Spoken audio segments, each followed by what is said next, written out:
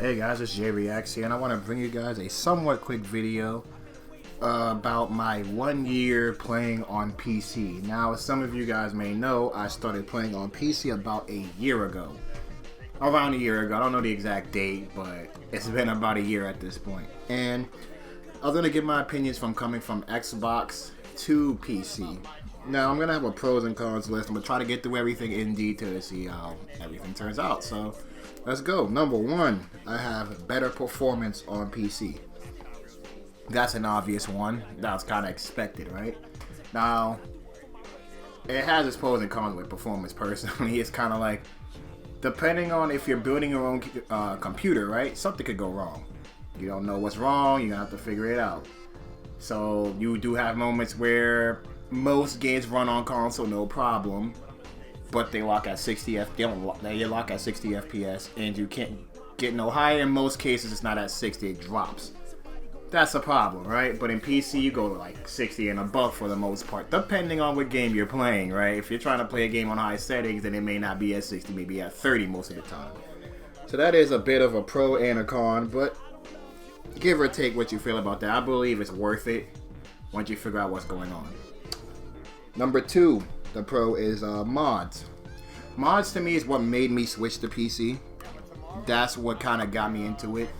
It was kind of like something just kind of, I don't know how to explain it, but it keeps a game more fun. Left 4 Dead. I've been playing that so much more. I've been on PC. Left 4 Dead was my favorite game on the 360 for some of y'all that don't know.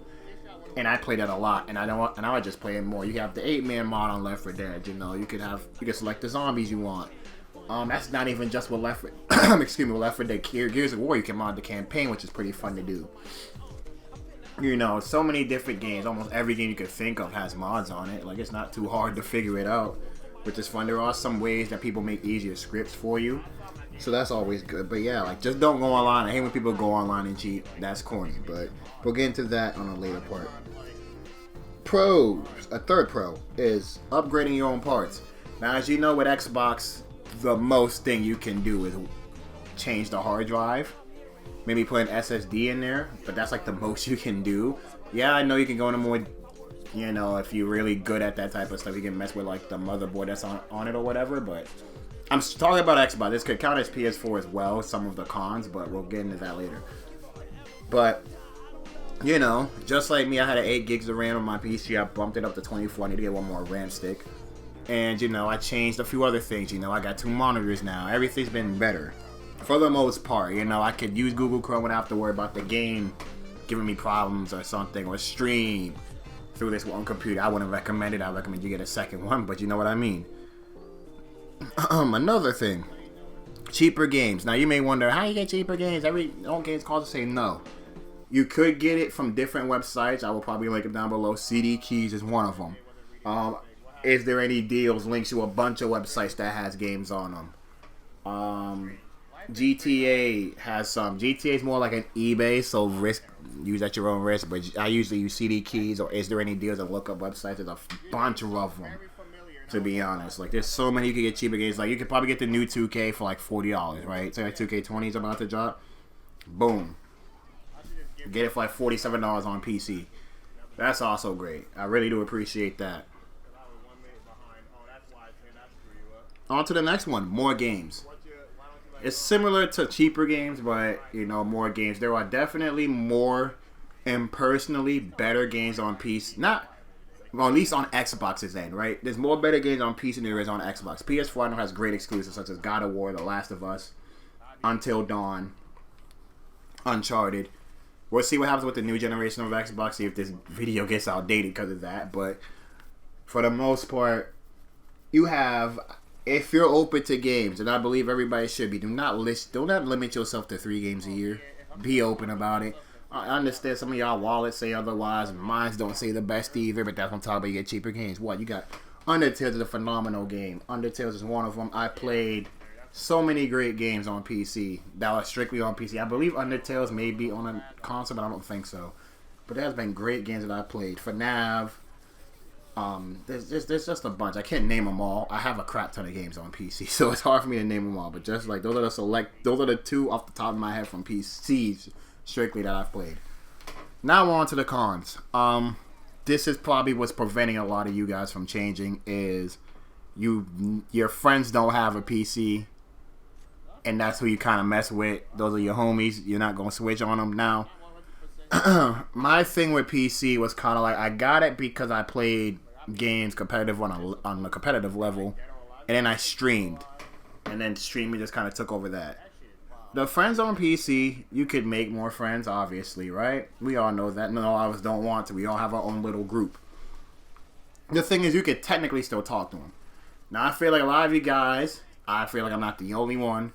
You turn on your Xbox or PS4, and you're on Netflix 90% of the day, and that last 10%, that's when you decide to play a game with your friend because they were at work or doing something else. You don't really play a lot of games with them, and that was kind of what made me change because the only game I played with them was Fortnite, right? And at the time, I could play Fortnite with them, right? So that was like a problem I already had in itself. I was just like, I'm only playing one game with y'all, and I don't play nothing else. I don't really like anything else. So that was already like a problem. So I was like, I just gotta get a PC, bro, and then I'll talk about a few other things in here too. What's the next one? Oh, next one is this is gonna kind of contradict from earlier, but may not have your favorite games. Now, a lot of my favorite games currently are on PC that I play for story mode wise. Multiplayer wise, I'll probably make a whole nother video on that. But favorite games, a lot of you guys probably grew up on Uncharted, The Last of Us, Halo, Gears of War, or Call of Duty. Now, Call of Duty is on PC, so we don't really got to say that. But those games, right, off the top of my head, a lot of us grew up on those. Gears of War, Halo, and Uncharted, The Last of Us, you name it, right? So since we grew up on those games are not on PC. Gears of War 4 and Gears of War Ultimate Edition and Gears of War 1 are on PC, but not Gears 2, 3, and Judgment. So it's like, you missed out on quite a decent game. Judgment isn't there, but Gears 2 is good. Gears 3 is alright. So you did miss out, at least from the campaign perspective, which is really good. So that's kind of a con in itself why PC does have its own little problems when it comes to getting certain games that we may want. On the next one is how to learn about your computer. Now, unfortunately, it's not as easy as plug and play. That's probably a lot of you guys got an Xbox in the first place or a PlayStation. You plug it in, that's it. Now, the thing is, some of you guys probably don't know what a RAM stick is. You don't know what even a GPU is. So, you guys are probably saying, what the hell is 8 gigs of RAM, right? Like, it's something that you guys would probably, you better have to learn. It's a learning curve when it comes to PC. Even if you buy your own, it's a learning curve in itself. Like, if you want to upgrade parts, you gotta know what to, not, you can't just throw something in there and be like, oh, it's gonna work, right? It's not, it doesn't work that easily. Oh, I said, if something goes wrong, you have to fix it yourself. Now, granted, I've used YouTube and Google a lot since I have my PC. So I guess, quote-unquote, do-it-yourself isn't necessarily true. But that's a pro and a con, right? A pro is you would know what's wrong if you built your own PC. So at some point, right, you would kind of have an idea what's wrong, right?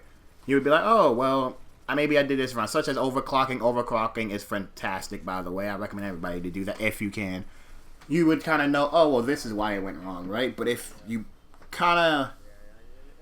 if you're not good, if you're not big on going inside of your PC, trying to figure out what's wrong, or going into BIOS, you may have a bit more of a problem than you think. Now, things have become easier these days, but I understand that.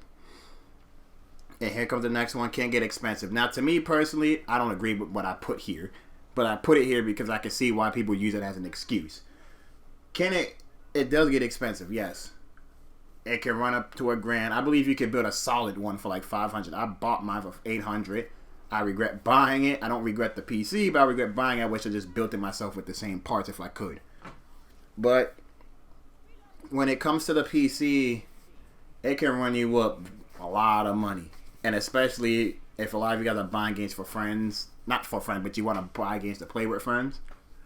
But the downside of that to me is like, why would you buy like the Xbox One X that's $500, right?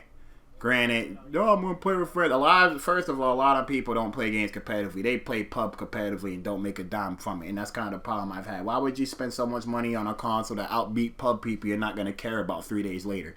That was just weird to me. The Elite controller, like, If you were trying to make money off a game, I could get where you bought the Elite controller, but why would you spend $150 on a controller that you're probably not going to even use like that? It made sense to me if you were playing on a competitive level, but if you just bought it just to buy it, it didn't make sense, right? If you wasn't trying to go competitive. Now, the last one is rebuying. Granted, give or take how you feel about this. Rebuying the games that you already owned on your console. Now, I bought a lot of games I owned on my console. Modern Warfare, Gears of War. No, I didn't rebuy Gears of War, sorry. Modern Warfare. There's a bunch of games I rebought. Left 4 Dead. I can't think of them off the top of my head, but just know this. Hollow Point. A lot of those get Hollow Point. Hollow Knight, sorry. And there's that other one. What is it?